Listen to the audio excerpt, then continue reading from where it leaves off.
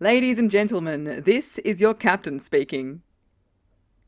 I'm sure you've heard those words or words to that effect beam out of the cockpit when you're on a plane. Many of us fly around never seeing whose hands we're putting our lives into, but we do hear them.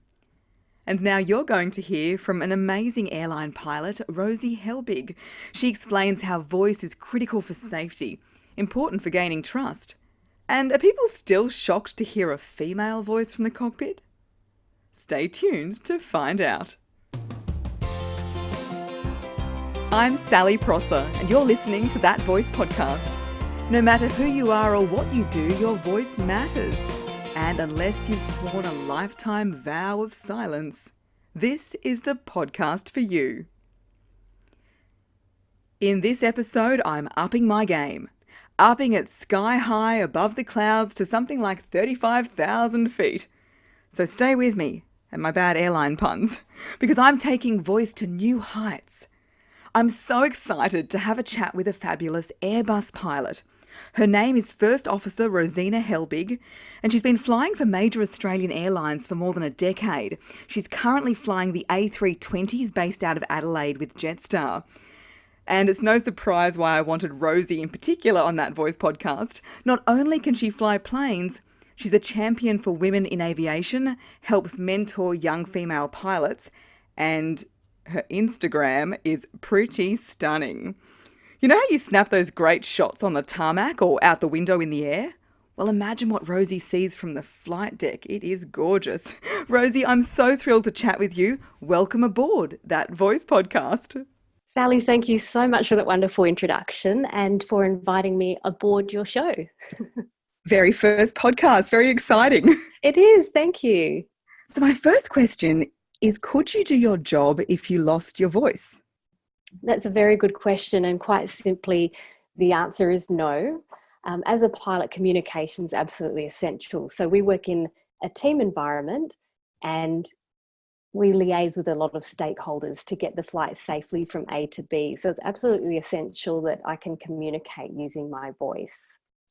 Yeah, I think a lot of passengers might forget that the cabin is just one area that you're beaming into. Who else do you talk to when you're up there?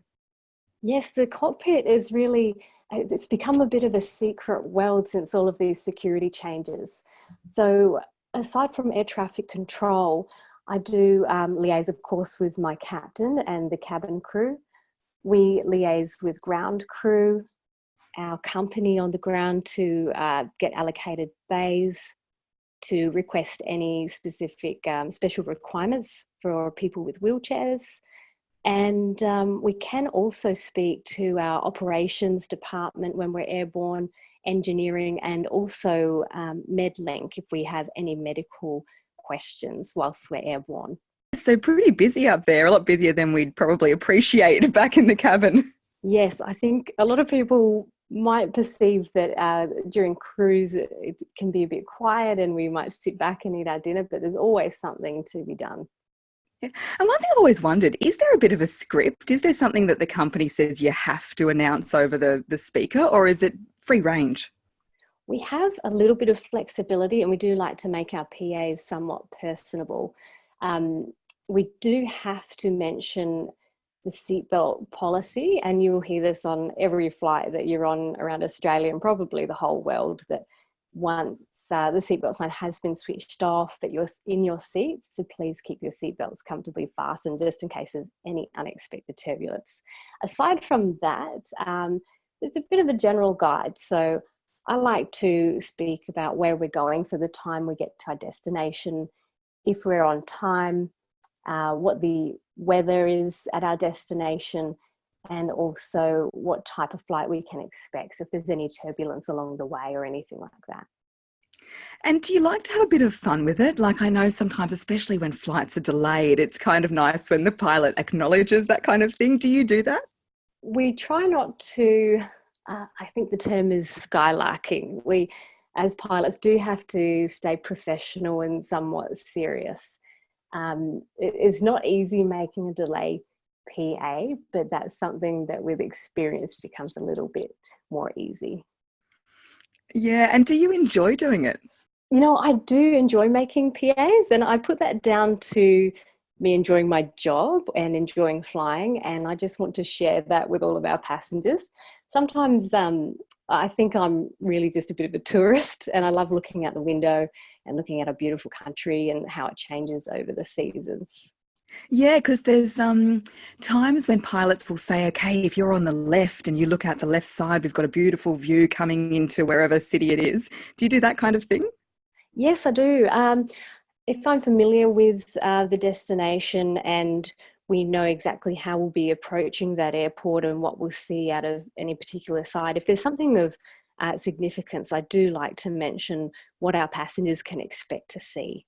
And being a female pilot, unfortunately, there's still not that many around. Do you get a reaction when people hear that, surprise, surprise, you're a woman? I do. In Australia, women make up approximately 5% of all pilot license holders. Just 5%, that's not very many. So, whilst my colleagues are used to working with females, the general public haven't all had the opportunity to have one as their pilot yet. So, I often make a point in my PAs of mentioning that I'm the pilot flying them on that particular sector. And often at the end of the flight, a passenger might make a comment to the cabin crew, or as they're disembarking, if the flight deck door is open, sometimes they'll they'll send in a few words of support as they're leaving the aircraft, which is quite funny. But generally, the reaction is quite positive. Yeah, that's good to hear. Do you still get any negative sentiment from people? I can probably count on one or two hands the over my career amount of negative comments that I've had, but generally people are overwhelmingly supportive. I'm surprised still today. A lot of people are surprised to see a female in the flight deck, and generally as they're disembarking, they will ask, "Oh, was that you?" And I'll respond, "Yes." Then they say, "Oh, okay, good on you." So I'm glad that I can perhaps change people's perceptions of what an airline pilot might look like. Yeah, because it's definitely that surprise. I remember sitting next to somebody and having a female voice come over, and he just said to me, "Oh, it's a woman." And I replied, "Well, it could be a man with a very high-pitched voice. We don't know." Yeah, it could But be. it was just interesting that that was the visceral reaction, I guess, to it. Yes, and that's good. It means that he was listening to the PA. Yeah, which is always a good sign. Yes. Yeah. Do you sometimes feel like you're just talking to a brick wall, especially when you can't, see passengers' responses? Sometimes I believe that can help in the delivery of a PA is that you can't see your passengers, particularly if you're a little bit shy with public speaking. On the other hand, though, you do hear that people may not always pay attention, as we're just saying, to the PAs. But sometimes being a female, I think, is a bit of an advantage. And people do, so I've heard from our cabin crew, pay more attention when they hear a female voice. Well, that's good, isn't it? It is. And have you ever had to use your voice in an emergency? I have had on a few occasions a medical emergency where we have to request priority to land. And we do have a set guide of things to say. So it is very important at that time to be very clear, be very concise, and to not really drift off into too much detail. Yeah, and how do you do that? How do you find the balance between telling people what's going on but not giving away too much information, and then also keeping your voice sounding calm? It is a bit of a delicate balance. There is a standard phraseology in aviation. However, at times you do need to break away from that if it's just easier to get a message across to speak in plain language as well. The best thing I think to remember, particularly in that circumstance where you have a medical emergency, is that it is important to convey that information clearly so that you can have the best possible outcome for that passenger.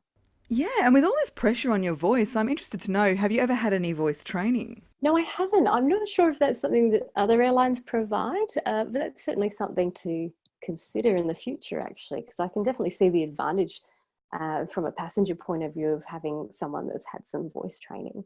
Yeah, well, it's just interesting from my perspective because the main thing I deal with is tension, people getting nervous and then when everything gets tense, that's when the voice will go on you. And especially when it's high stakes, I can imagine it's challenging for you to just breathe and sound calm, even though the situation might necessarily not be that calm.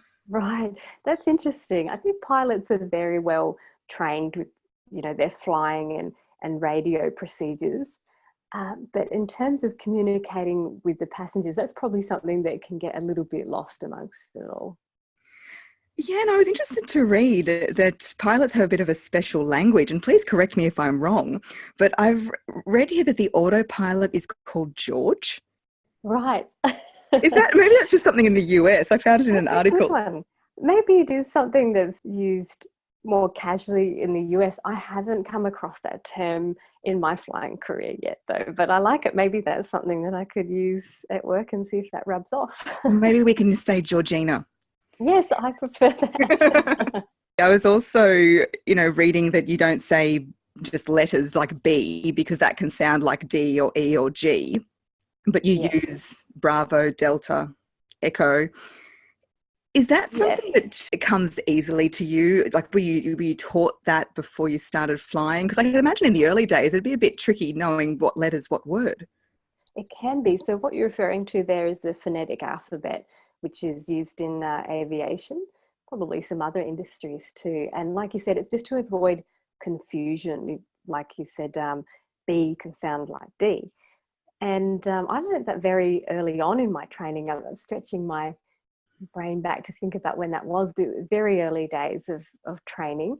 And there is throughout early private license training more focus on the phraseology, and from there it just also comes with some experience, and airlines often have their own guide of terms to use, and then overall the aviation law has its own specific phraseology that we use as well. I guess all industries have jargon, but aviation would be one of those that has quite a lot. It really is a And world unto itself. it does make it easy to understand because if you're using 2 or 3 syllables, it's a lot easier than one. And so I wanted to ask you, has there ever been a situation where something's gone wrong because of a miscommunication or someone making a mistake with the words? Personally, I can't think of anything specific, but there is a very big and quite tragic event that happened some years ago in Tenerife in the Canary Islands that I can think of, where it was quite a foggy day.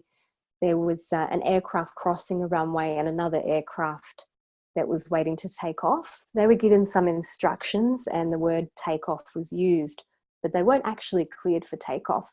And this aircraft proceeded to take off despite not having the clearance.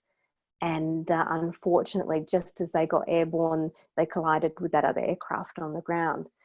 It was a great example at the time of how important it is to use standard phraseology and communicate clearly during times of high pressure and fatigue. Wow, yeah, it really goes to show that just communication is so paramount, isn't it? It is, yes, and that example's been used for decades since, obviously, as an example of how important it is to communicate clearly and not steer away from our standard operating procedures. Yeah, I'm sure something like that story would really stick with you. It does, yes. Yeah. So to finish off, I've just got a couple of questions which show my ignorance of different things. What does it Go mean for it. when you say arm doors and cross check? Right, that's something you'll hear on most aircrafts throughout the world. To arm a door, it's arming essentially the emergency escape slide. So you'll hear that on the ground. So if there was an emergency on the ground where you need to evacuate, the doors can be opened and the emergency escape slides will inflate, and then the passengers can use those slides to exit the aircraft. And that cannot be activated while you're airborne, but again, after you land, you'll be able to use the emergency escape slides, but then you'll notice there'll be an instruction to disarm the doors, and that means that you'll no longer be able to use those slides. Right. And why do you have to have your window shades up for takeoff and landing? That's a very good question. And that's so that any of the crew can see what's happening outside the aircraft, that's cabin crew. If there was perhaps a malfunction with the aircraft, they can then report to the pilots in the flight deck about what they can see. So we really value the experience of our cabin crew and what they can see and the information that they can give us to help in making a decision or to troubleshoot if there was some sort of issue or emergency. Yeah, interesting. I just have one more for you. Why aren't you allowed to have your seatbelt on when you're refueling? Another good question. That's just in case there is perhaps a spill of fuel or a fire, that you can evacuate the aircraft as quickly as possible. I thought that might be the case. Yes. Rosy, it's been so fascinating chatting with you. Before we go, I know you're such a champion for young women, especially getting into aviation. If anyone listening is interested in flying, what would you suggest that they do? Get out there and have a go. Go to your local flying school and ask to do what's called a trial instruction flight. And generally that's just a half an hour flight where you can have your own chance to control an aeroplane and feel what it's like to climb and descend and turn and see if it's something that you might want to pursue either for fun or for career, because I really enjoy the job and would like to see more people joining the industry. Do you find that still a lot of young girls coming through don't see it as a job for them? That's something we're trying to change. And there's some really great initiatives at the moment that are reaching out to school-age girls to show them that the aviation and being a pilot is a career for them. And really important that girls know that if they're interested in flying, it's something that they are able to do, and that your gender has nothing to do with whether you'll be successful or not in that role. Yeah, well, especially with something like flying when it's not reliant on physical strength necessarily. That's true. And with only 5% of pilots being women in Australia today, they may not see many women around the airports and assume that perhaps it is a job just for men. So I do like to see initiatives where women do get out there and interact or are visible in promotional campaigns so that younger girls can see that it could be a career for them too. Yeah, fantastic. They say, you can't be what you can't see. Exactly. It's a great motto, and that's something we're really trying to change. Fantastic. And finally, where can people find you, Rosy? Oh, great. If they want to find me, I'm on Instagram, Rosy_B. That's ROSY_B. Just another question on Instagram. How long did it take you to build such a big following? Oh, thank you. I've been on Instagram, I'm trying to remember how long for, at least 10 years, and Oh, very early adopter. very, very early. And I have a funny story about that. I just preferred Instagram because I felt like I was sharing the content with like-minded people, unlike other social media platforms. You feel like you might be forcing your content upon your connections. Yeah. But a friend told me that to be cool on Instagram, you need to have more people following you than you're following. And so Well, that's definitely not me. well, it started out as a bit of a challenge to each other, and then it kind of took off from there, and it's been really wonderful. Everything on your account is just so positive and so joyful, and I really would recommend everybody to start following, because who doesn't need a beautiful picture of a sunset in their life from somewhere fabulous in the world? Thank you. They say that there's a sunrise and sunset every day, and we shouldn't miss the opportunity to see them. Oh, what a beautiful way to end our chat. Thank you so much once again. Thank you, Sally. It's been a pleasure. Oh, I love, love, love what Rosy's doing and what she stands for. I contacted her out of the blue to ask to come on the podcast, and she didn't hesitate to say yes, so I really appreciate it. Now, this Friday, the 4th of October, mark your diaries, it's my birthday. And I'm telling you this for two reasons. Firstly, thought you might want to get me a present. Champagne, you can't go wrong. And secondly, it gave me an idea for next week's podcast. I thought, let's talk about voice and age. How does aging affect your voice? Do you sound your age? Do you want to sound your age? I will find some answers to those questions and have them ready for you next Monday. Thanks for listening to That Voice podcast. Please subscribe, rate, and review. Please.